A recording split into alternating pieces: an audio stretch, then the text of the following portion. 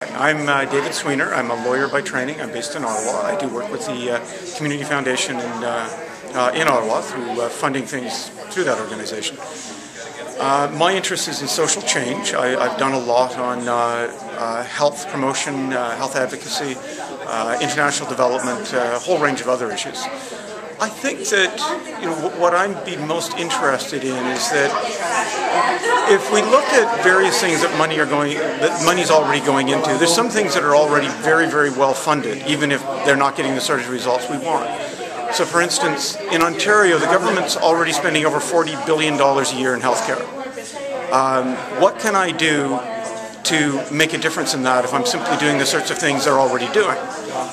And what we're looking for, I think, in terms of value for money is where can you do something that actually makes a difference? What's leading edge? So to pick up on an analogy, it's like saying if you put a drop of dye into a glass of water, for a very, very small addition, you make a huge difference.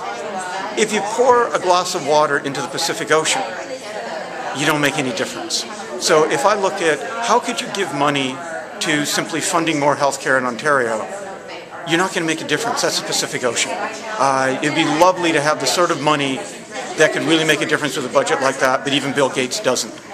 If we look at something like how could you do something that fundamentally improves the health status of the population through things like activities that change policy, that cause people to become more active, facilitate them being more active, lead to better diets, lead to increases in activities such as walking and bicycling as a way to get places, you can make a big difference for a very small amount of money.